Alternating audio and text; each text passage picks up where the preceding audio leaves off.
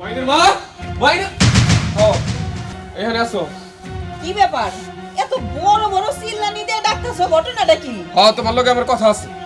কথা আছে, কথা কবা, তাতে এত রাগ করার কি হইলো? চুপ করো। আমার সবচেয়ে বড় ভুল কোনটা জানো? মাইনের মা মারা যাওয়ার পরে তোমারে বিয়ে করা। তাই না? বিয়ে করছে এটা তোমার সবচেয়ে বড় অপরাধ হয়েছে? ঠিক আছে, তুমি যদি এটা তোমার অপরাধ মনে করে থাকো, তাহলে আমি যেটা করতেছি এটা আমি সঠিক মনে করতেছি। না, আমি বাইসা থাকতে এইটা আমি হইতে দিব না মনে করো। এতদিন তোমার অনেক কথা সহ্য করছি, অত্যাচার সহ্য করছি, কিন্তু আর না। মনে রাখো, আমার বউমার পিছনে আমি আছি, দেখি তুমি কি করো।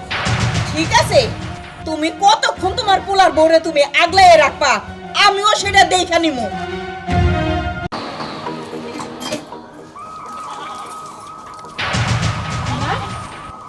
অনেক চিল্লাচিল্লি শুনলাম, আব্বার লগে এত চিল্লাইতেছিল কেন?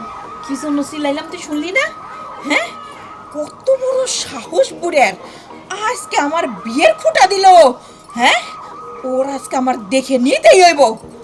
মা, আমি তোমার একটা কথা কই, তোমার মতো বোকা দুনিয়াতে আমি একটাও দেখি নাই, বুঝছো?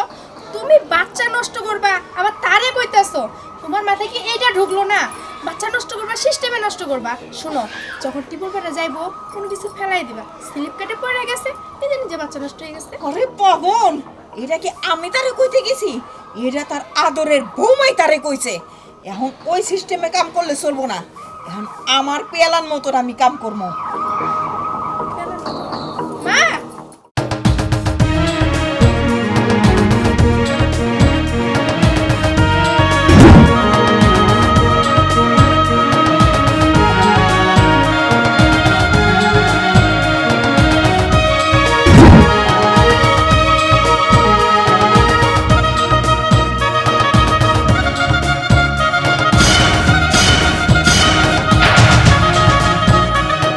মাই, তুই বিদেশ থেকে হুট করে এরকম চলে আইবি, আমার একটা খবর দিবি না?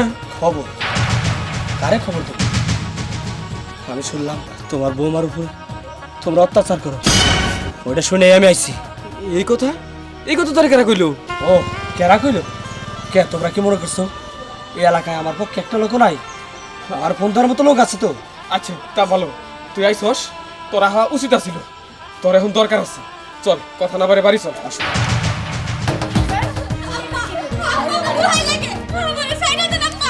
ছাইড়া দিবি না?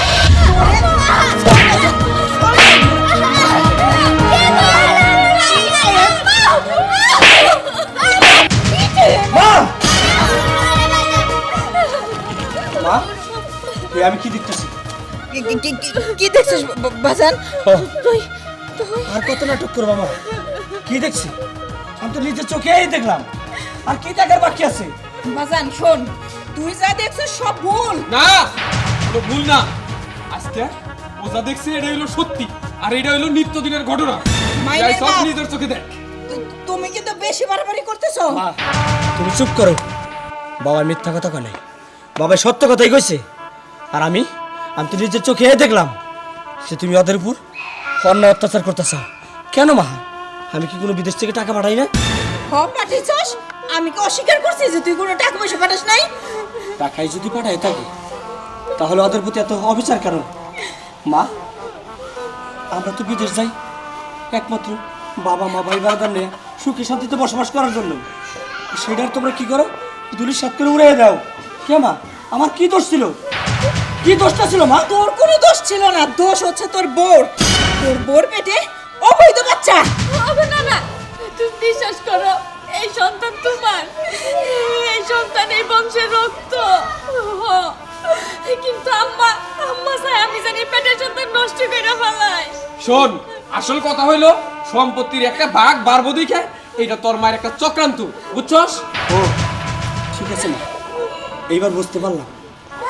মা, এক কাজ কর, আমি আমার মেয়ের নিয়ে বউরে নিয়ে এই বাড়ি থেকে চলে যাই, কিন্তু তোমার মেয়ের নিয়ে শান্তি থাকি।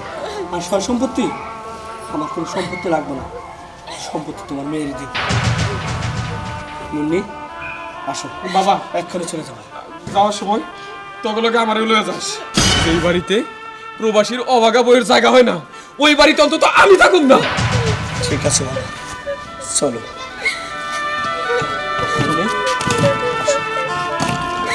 থাকো, তোমার সম্পত্তি নিয়ে থাকো।